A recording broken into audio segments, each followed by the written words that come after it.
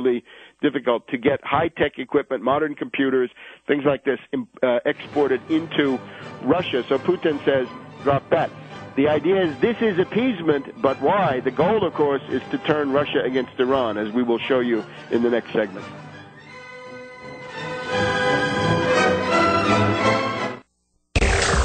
You're listening to GCN.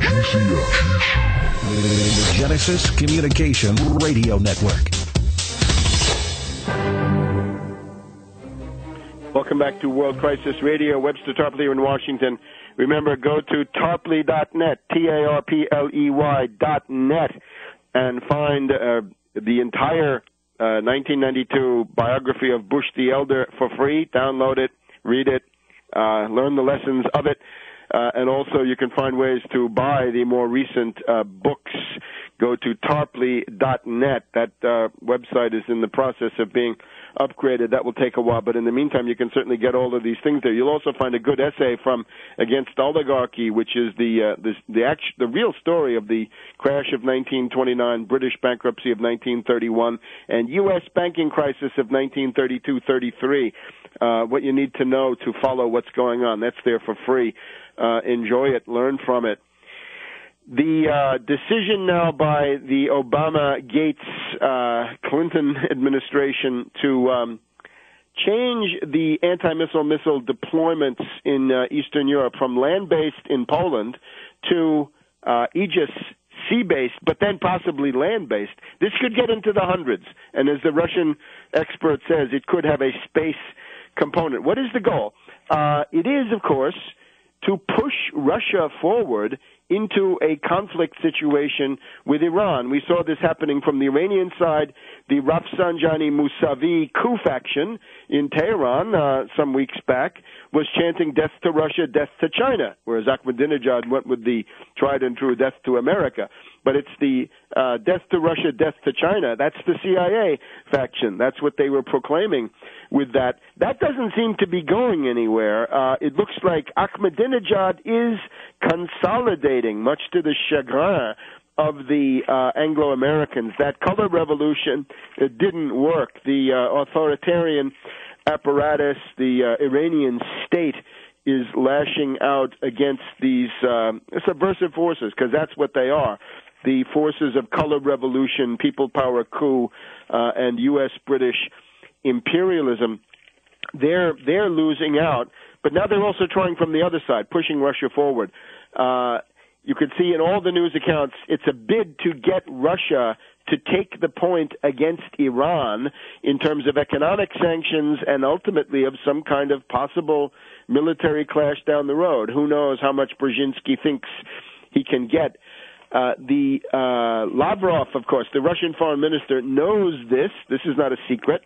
Lavrov, in the wake of this announcement by Obama yesterday by now, said, we, Russia, still do not think that there should be any additional economic sanctions against Iran. There's also going to be a START treaty negotiation. It looks like it's a package. The START, Strategic Arm Reduction talks, negotiated in the Reagan administration, ultimately, during the 80s. This is about to run out, so it's got to be renewed. Russia and the U.S. want it to be renewed. There will be a deal made now in Russia in December for the START treaty. So these go together. However, look also now at this guy, Fogh Rasmussen. It's not F-A-U-X, but F-O-G-H. Fogh, F-A-U-X Rasmussen, says that it's now time to merge the anti-ballistic missile capabilities of the U.S., NATO, and the Russian Federation. Oh, my gosh. An alliance, practically. They're suddenly forgetting all about Georgia and Saakashvili's concerns, and they're forgetting about the kleptocrats of Kiev. They're also not paying too much attention to the Kaczynski twins in Poland, and they're not paying too much attention to the right-wingers in Prague who wanted this radar. But what is this? U.S., NATO, and Russian Federation against Iran? And where does that leave China, I wonder, if you have U.S., NATO, Russian Federation all merging? I think this is This is Chamberlain. Remember, what was Chamberlain? What was appeasement? What is appeasement? Appeasement is not a peace policy. Appeasement is the idea that you can con what is, after all, your enemy into fighting another enemy. With Chamberlain in the 1930s, it was play Hitler against Stalin and destroy both of them. Today, it's got to be play Iran against Russia and weaken or destroy both, or play Russia against China, play Russia against Iran, Iran against Russia. You know the drill. So that is what is going on, and it may, my opinion has always been, it won't work. So therefore, don't be surprised if this does not succeed, but it could work, and that's the danger. So don't be duped. Don't let anybody be duped by Obama. Remember, as we've heard in the Congress, he lies. Yes, indeed, he does lie. Dissembling, deception, fakery, manipulation, duping people is the essence, the nerve and fist of everything that Obama does, and that is what he is doing right now. There will be talks between the U.S. and Iran coming up. This starts on October 1st, right? And all the talk about attack, I think, is the Israeli attack and all the rest of this. This is now blackmail, to be sure, but it's in the process of making a deal or attempting to make a deal. Who knows what it's going to be? October 1st it starts. It's the permanent five of the United Nations plus one. That would be U.S., Britain, France, China, Russia. There's your perm five, plus Germany, BRD, with Iran. So it's going to be 6 against 1, in effect. But, of course, it won't be 6 against 1 because China and Russia are not part of that lockstep, and I don't believe Russia is going to be dupable in that regard. Now, moving on quickly, that's your Polish missile crisis update. Let's look for a second at something new has occurred, and I think it's actually good. The House of Representatives has now passed a bill that would shift student loans out of the private sector and into the form of government loans. That is to say, the government being its own bank for purposes that it wishes to promote based on votes in Congress. This is exemplary. This is a good thing. Don't let those reactionaries say, oh, this is another big government takeover. Baloney.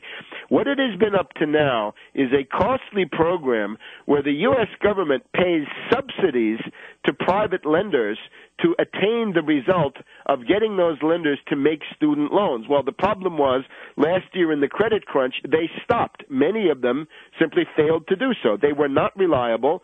A lot of people had their college education disrupted, interrupted, sabotaged, torpedoed by the fact that these greedy private lenders were not able to make the subsidized and guaranteed student loans under Sallie Mae and related programs. Therefore, what is the point of paying a private banker to do something and paying him a lot, and he cuts off huge profits, bonuses, rake-offs, and all the rest, when you might as well do it directly yourself?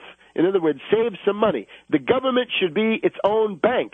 And then we can say these were zombie lenders in the same way that Goldman and Morgan and Citi and Bank of America and Wells Fargo and Mellon, those are all zombie banks. Why are you subsidizing them with bailouts to get you then to get them to lend you money? Same thing with the student loan area.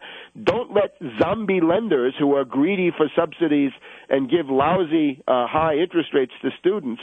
Why subsidize them? Do it yourself.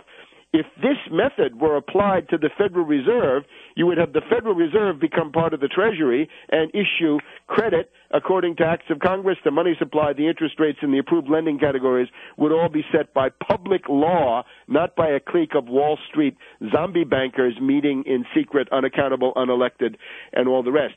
The estimate is that essentially the nationalization of the student loan program saves $80 billion. This means $40 billion additional for Pell Grants. It means the average Pell Grant can now go from $5,350 per academic year to $6,900 over 10 years. That's too slow, too little, but better than nothing. And it can be indexed to inflation after 2011. And if you're a veteran, you get a Pell Grant and the GI Bill. We'll be back in a minute. Welcome back to World Crisis Radio. Hurrying on. Remember, go to tarpley.net and get my books, Surviving the Cataclysm, Obama the Postmodern Coup and Obama the Unauthorized Biography. This student loan reform bill coming out of the House, it better pass the Senate, and Barkey, you better sign it. Ending subsidies to private lenders, zombie lenders, to make student loans. Well, the fact is they weren't making them last autumn into the springtime. They weren't making them. A lot of people had to drop out of college because they couldn't get the loans. So why pay them to provide spotty service when you can do it much more cheaply in a direct way? Direct federal lending. That's the way out of the Depression. Revamp the entire system. Knock off the Federal Reserve. Nationalize them. Force them to do direct federal lending. Not spending, but lending, and you will get out of the Depression. Also notice, in this case, the lending category is education. That's productive. That's what you want. So it's got a dirigistic approved category of lending. They're not asking for loans for derivatives or speculation or drug money laundering. They're doing it for education. So